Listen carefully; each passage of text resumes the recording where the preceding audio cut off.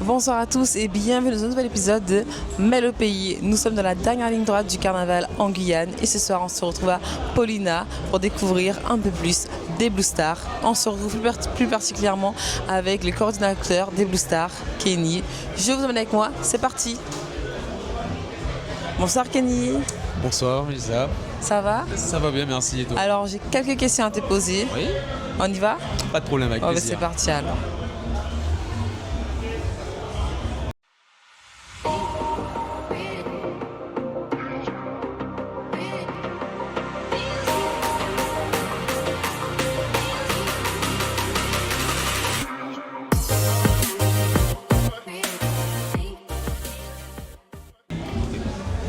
Alors Kenny, tu es trompettiste du coup dans le groupe des Blue Stars et aussi coordinateur.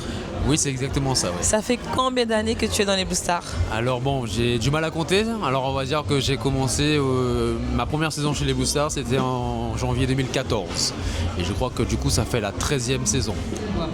13-16 ans et tu as toujours été à la trompette? Toujours à la trompette. En fait, j'avais été recruté pour ça justement, pour remplacer le trompettiste qui était parti. Voilà. Et la trompette, du coup, est-ce que c'est un instrument que tu joues depuis que tu es tout petit? Est-ce que tu as été en école de musique? Comment est venu ce lien avec cet instrument? Alors oui, bon, effectivement, je suis trompettiste en fait depuis tout petit parce que c'est l'instrument qu'il y avait à la maison. Mon père est trompettiste, mon grand frère est trompettiste. Ouais, donc c'est de famille. Ouais, c'est de famille. Ah, oui. Mais bon, pas dans ces, bien évidemment, c'était pas dans ces horizons-là. Hein, c'était plutôt de la trompette loisir. Donc j'ai commencé, ça a été mon premier instrument quand j'avais 7 ans à peu près. Mais je ne l'ai pas continué parce que je devais un petit peu changer ma morphologie et on n'était pas sûr qu'avec ma dentition, c'est le problème chez les enfants en fait. Quand on ne sait pas si les dents vont pousser, je dirais, de manière normale, on préfère faire attention, surtout s'il y a des suspicions de port d'appareil dentaire. Bon, voilà, donc du coup, ça c'est la petite histoire. Et du coup, j'ai été dévoyé vers la guitare classique. Et en vérité, je suis guitariste classique de formation. Donc du coup, j'ai étudié la guitare classique pendant... j'ai arrêté de compter, mais j'ai fait un cursus où je suis arrivé au cycle 3 en solfège.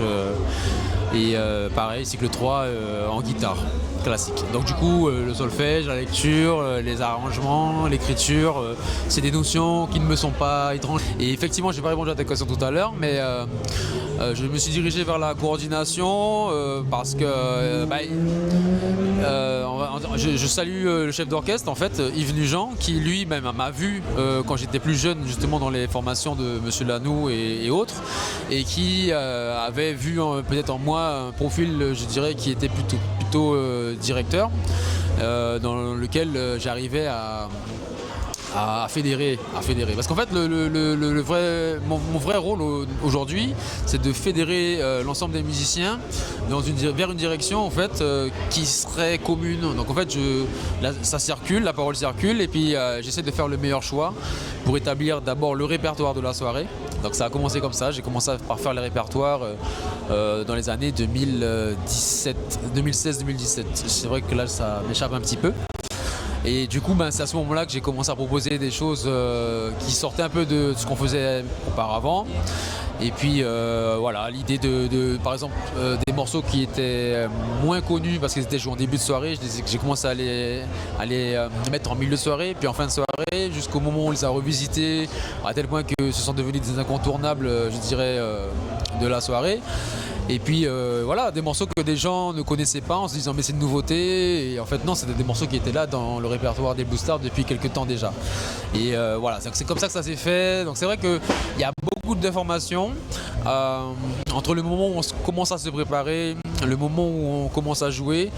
Je dirais que l'essentiel, enfin l'essence même des Blue Stars se passe sur la scène et dans la répétition en fait. À un moment donné, il se crée quelque chose, il y a des idées qui viennent et puis tout un chacun est libre de tenter quelque chose, que ce soit en répétition ou directement en live. On l'adopte pas, on l'améliore et c'est comme ça qu'au final on a enrichi le répertoire, justement. On y vient. Moi, je t'avoue que j'ai quelques questions sur ce sujet. Oui. Déjà, comment vous organisez le répertoire? Mais aussi, une question en tant que, on va dire, novice, Oui, c'est que vous sentez pratiquement beaucoup les groupes des chansons oui, et vous les interprétez à votre sauce. oui. Donc, est-ce qu'il y a des chansons qui appartiennent un peu à tout le monde? Voilà, comment ça se passe entre vous et vous, les Blue Stars, comment vous organisez votre répertoire? Deux questions, je te laisse répondre.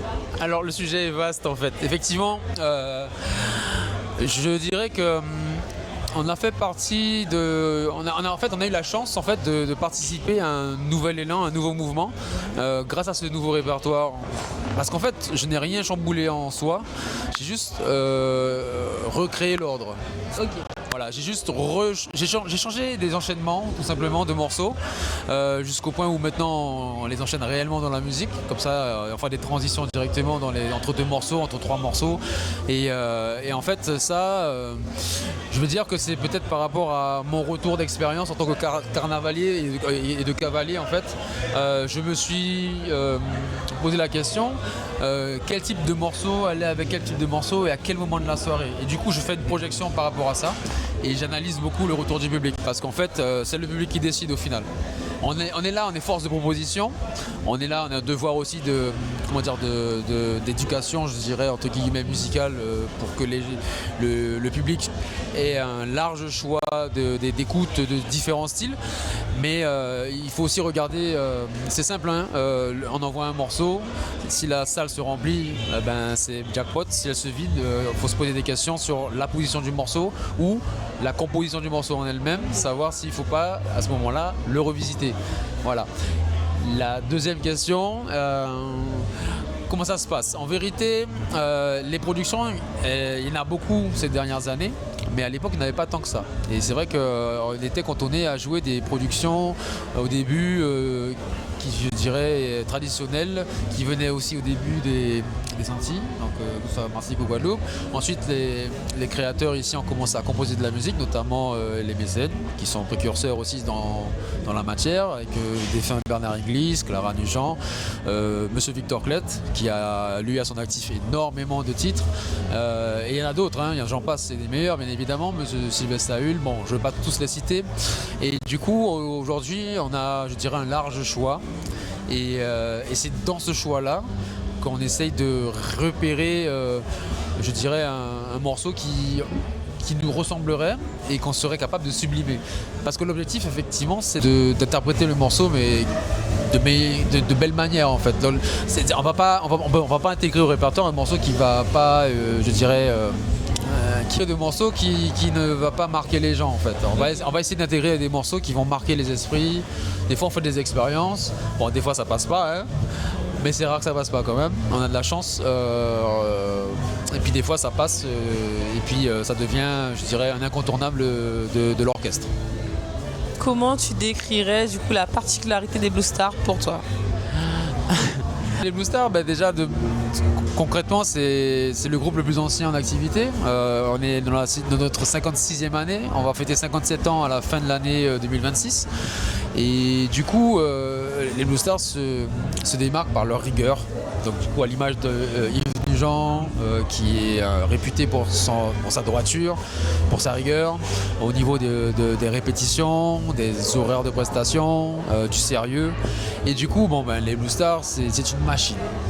Voilà, je le dis sans prétention aucune, c'est une machine de travail pour commencer, et ensuite c'est une machine parce que c'est une machine je dirais qui est bien rodée, et à tel point qu'en fait c'est plus qu'une machine, c'est devenu une famille. C'est une famille musicale qui roule, qui roule, qui roule, qui roule, et à force de roulement en fait on a créé des automatismes. Voilà, et c'est ces automatismes-là qui font qu'aujourd'hui on est armé pour essayer de créer des choses, d'innover et d'affronter des fois certaines difficultés, parce que ça nous arrive bien évidemment. Super. Alors là, on a beaucoup parlé de l'évolution du coup de l'autre côté, Ouais. mais chez les Blue Stars, il y a une grosse évolution aussi. On peut parler et on peut le voir au niveau de vos costumes, au niveau de tout ce qu'il y a autour. Ouais. Maintenant, vous changez de costume chaque samedi, pratiquement à chaque sortie. C'est vrai qu'à une certaine époque, c'était toujours le même costume chaque soir. Est-ce que du coup, on peut en parler, qui est aussi à l'origine de cette évolution, et comment vous vous organisez par rapport au costume aussi? Alors c'est une excellente question. Effectivement, on a vécu des choses qui ont beaucoup changé. À l'époque, c'est vrai que le carnaval tel qu'on le vivait, c'était venir faire la prestation. Et du coup, la tenue, c'était pas pour toutes les prestations. Donc c'est vrai qu'on a connu des tenues très simples. Et puis on avait l'occasion de porter des tenues, je dirais, plus détaillées, qui respectaient des thèmes, qui étaient un peu plus étoffés, à l'occasion des grandes soirées au niveau de la ligne droite, par exemple. Les derniers samedis, dans le Mardi Gras et notamment le face-à-face. Je dirais qu'en fait, au moment où la coordination a changé, au moment où Yves et Victor nous ont un petit peu laissé la main, c'est Vanessa Bafo qui a fait le travail d'aller chercher un petit peu de nouvelles idées. Et on est arrivé, au début, on faisait 1 ou 2 tenues par saison. Donc on a pu étoffer au fil du temps nos garde-robes.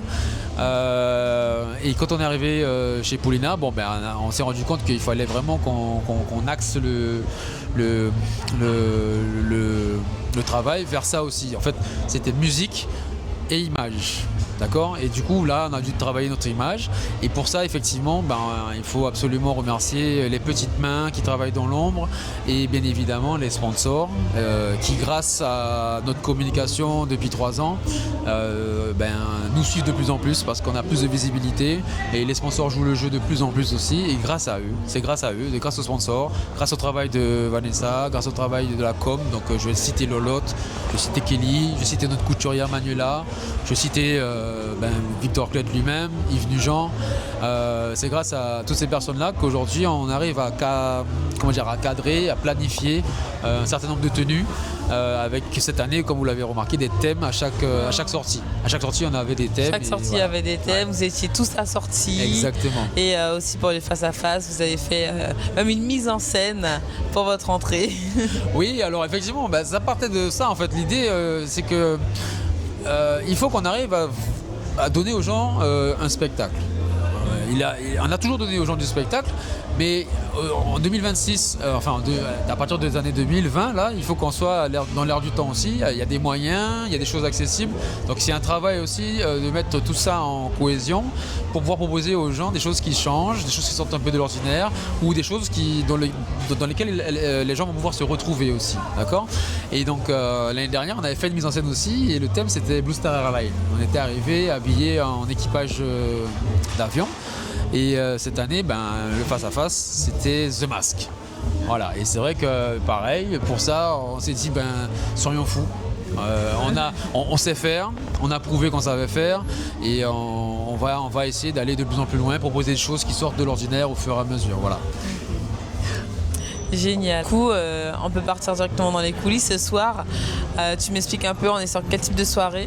Alors, nous sommes aujourd'hui lundi gras et c'est une soirée Yana Carnival et c'est la soirée du lundi gras où aujourd'hui nous sommes avec Alliance et les Blue Stars. Et la particularité du lundi gras, c'est que ce sont les mariages burlesques et donc surprise. Alors on y va, alors c'est parti. Tu nous embarques avec nous, hein ? Oui, je vous emmène. Bon, super, on y va.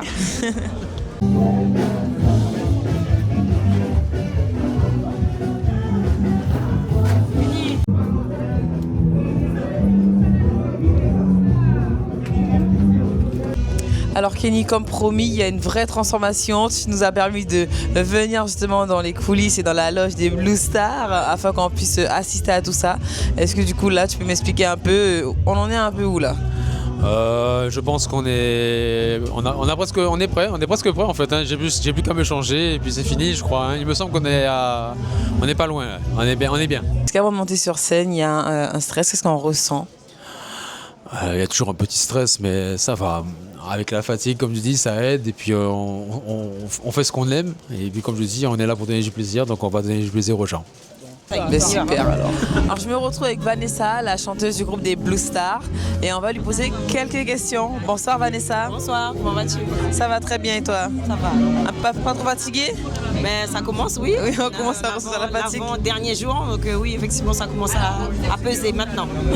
Dis-nous, depuis combien de temps tu chantes pour les Blue Stars? Alors, il me semble que ça fait 11 ou 12 ans. Je ne sais pas trop la date exacte, mais entre 11 ou 12 ans. Voilà. 11 ou 12 ans. Est-ce que tu as toujours été proche du chant? Comment la musique elle est venue à toi? Ah oui, ben écoute, mon premier album, je l'ai fait, j'avais 6 ans, il me semble. 6 ans? Ouais, Waouh! C'était un concours du Radio Crochet de Simoun, organisé par la Folgue à l'époque.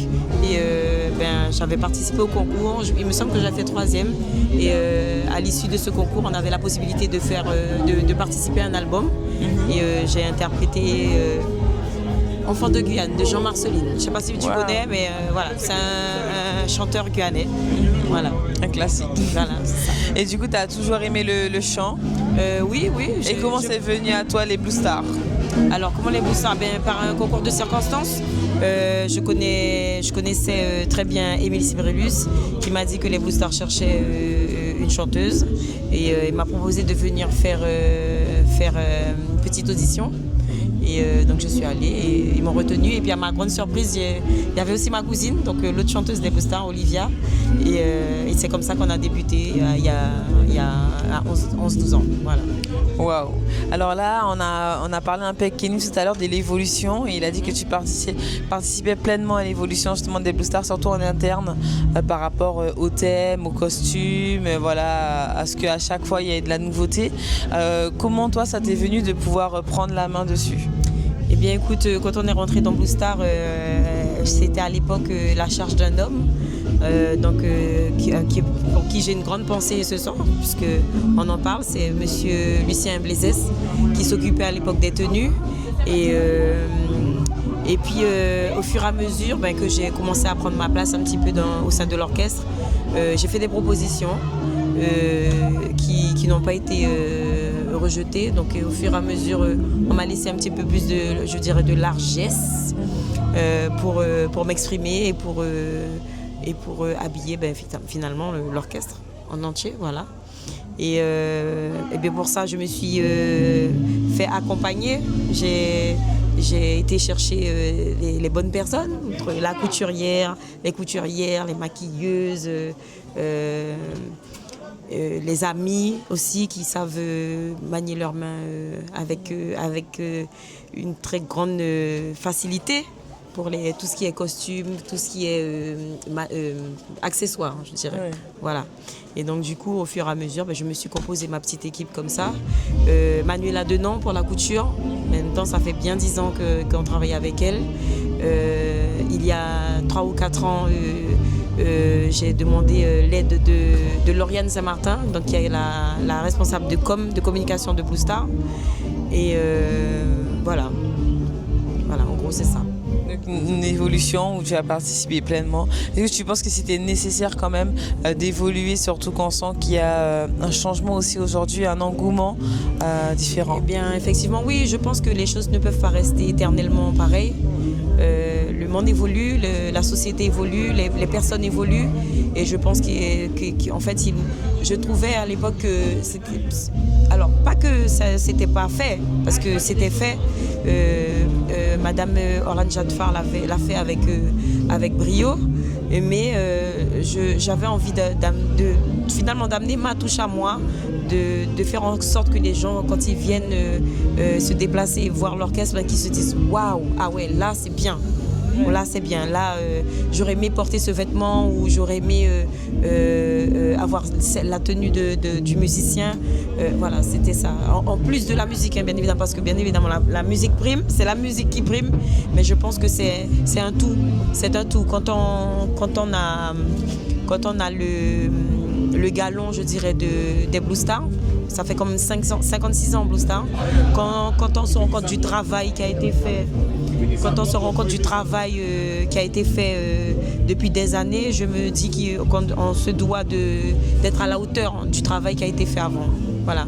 Et donc du coup, c'est pour ça que il me paraissait tellement évident et clair d'amener quelque chose de nouveau, de jeune, voilà, d'impulser quelque chose de nouveau, voilà.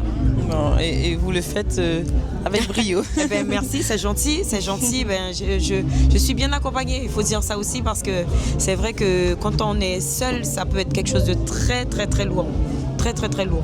Et puis bon, ben voilà, il y a aussi il faut dire aussi que les anciens aussi de Blue Star nous ont laissé justement nous exprimer à travers justement toutes ces idées, tous ces thèmes qu'on apporte, toute cette créativité, parce qu'ils auraient pu être aussi réticents au début. D'ailleurs, ils ont été un petit peu, parce que je pense qu'ils avaient peur de ce qu'on pouvait faire ou de ce qu'on pouvait amener.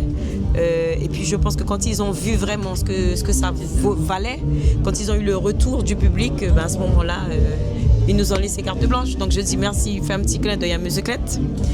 Mais voilà, c'est comme ça qu'on a commencé à travailler toutes les tenues, tous les thèmes, etc. dans Blue Star. Bon, ben super. Merci beaucoup d'avoir répondu à mes questions. Bon courage, la récupération sera utile, je pense, à la fin. Là oui, c'est sûr. On est en plein cœur là, de la ligne droite, hein, vraiment. Oui, c'est clair. C'est clair. Merci, bon courage. Merci à vous aussi. Alors maintenant, je me retrouve avec Monsieur Victor Klett, donc figure emblématique des Blue Stars. Bonsoir, Monsieur Klett.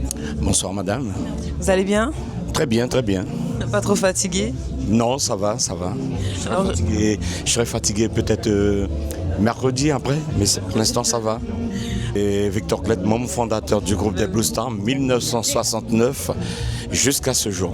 Voilà. Est-ce que vous pouvez nous parler justement un peu de cette création, les Blue Stars? Est-ce que vous avez voulu construire au début? Ben, au début, c'était simplement un groupe d'amis. Hein. On se retrouve, on fait un peu de bruit dans un local. Et puis, on s'est dit pourquoi pas de se donner un nom. On a commencé par avoir ce nom qu'on n'aime pas trop dire, mais on le dit quelquefois. On nous appelait les Minables. Les Minables. Et puis, un jour, pendant la période de Noël, on passait près d'un magasin. Et à partir de là, on a vu dans la vitrine un jouet et c'était écrit dessus Blue Star. Donc nous avons dit voici le nom du groupe. Et puis depuis, donc c'est en 69 même, décembre 69. Alors vous êtes très bien placé alors pour me parler de l'évolution des Blue Stars aujourd'hui. Voilà. Est-ce que quelque chose vous a marqué le plus pendant toutes ces années? Alors il y aura tellement de choses à dire, madame. Comme je vous dis, moi j'ai misé beaucoup sur le groupe. J'ai investi beaucoup pour le groupe également, dans les déplacements, dans les voyages, dans les enregistrements. Au départ, c'était vraiment camarade, mais ça devenait de plus en plus sérieux. Donc, on était obligé de prendre une autre direction, d'arranger les choses.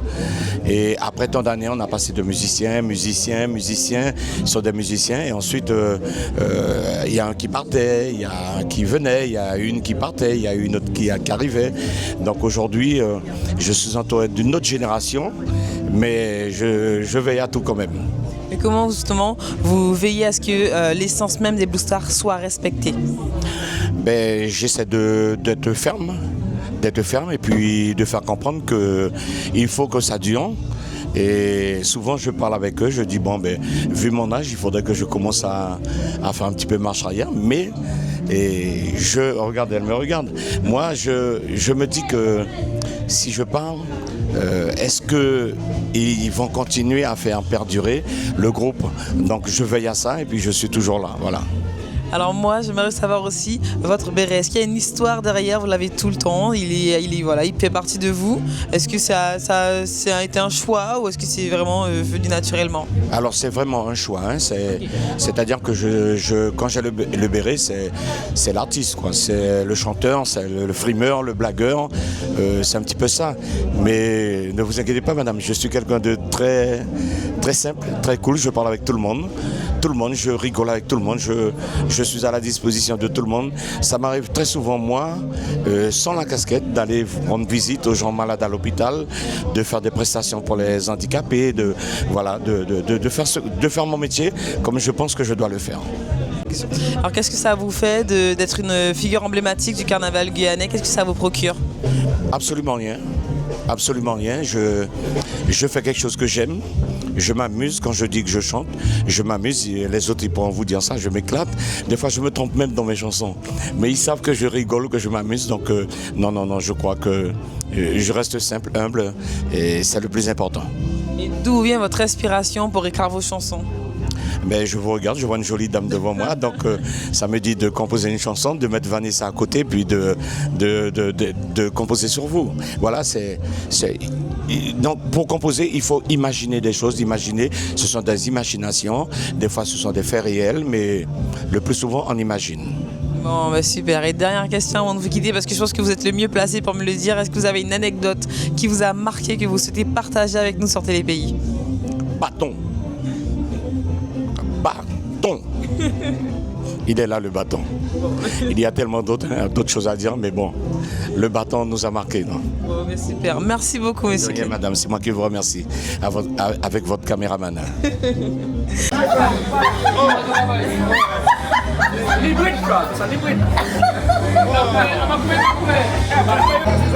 Accueillez le cortège de Loulouna qui se marie ce soir ici.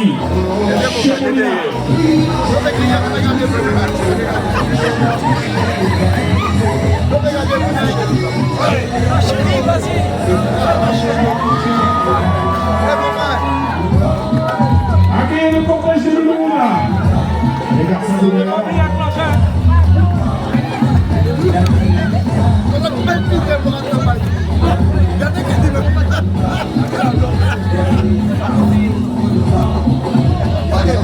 Demoiselle de verre.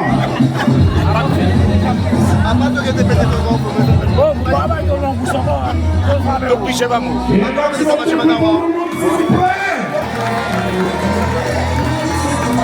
Paulina, je ne vous entends pas. Le maximum de bruit pour le monde. Bonsoir. Comment allez-vous ce soir? Vous allez bien? Normalement, mon mari devrait arriver depuis 20h. Il n'est pas encore là. J'attends toujours, mais je suis centré.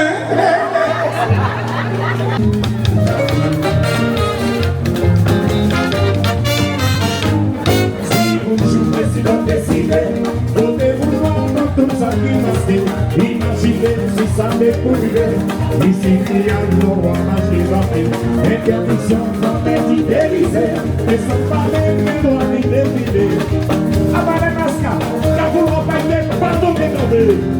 Aussi, les masques d'un quelqu'un, pour qu'il rassemble que le petit vaillant.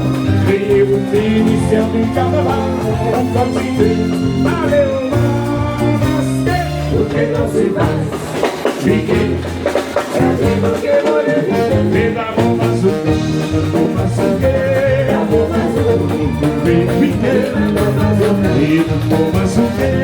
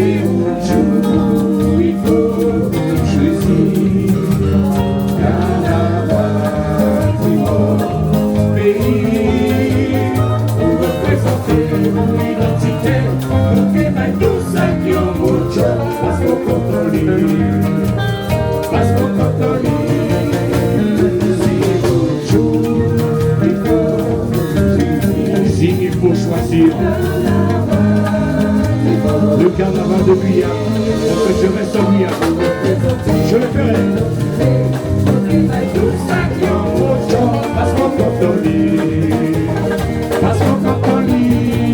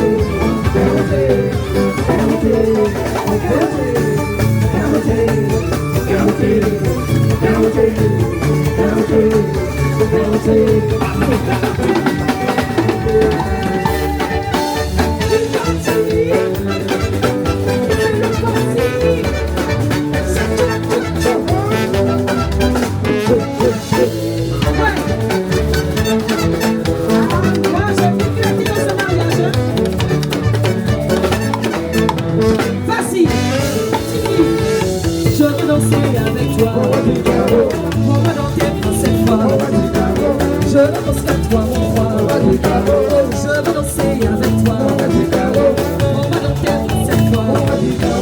Je ne pense qu'à toi pour toi. On va du carreau, on va du carreau, on va du carreau, on va du carreau, on va du carreau, on va du carreau, on va du carreau, on va du carreau, on va du carreau, on va du carreau.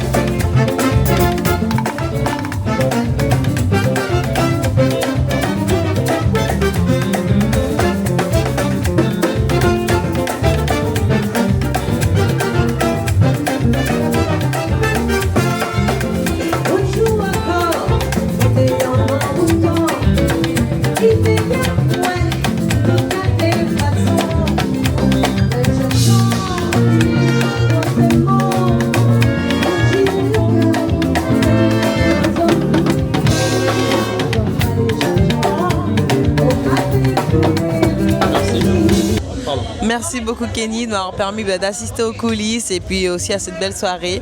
Merci beaucoup. Eh bien, merci à toi pour l'invitation et puis que, comme j'ai envie de dire, que tout le monde s'amuse et puis profitez et soyez prudents. Voilà. Donc on se dit à l'année prochaine, en tout cas sur Télépays. Avec plaisir. À l'année prochaine. Vous étiez avec Mel au pays sur Télépays et je vous dis à la semaine prochaine pour le prochain épisode.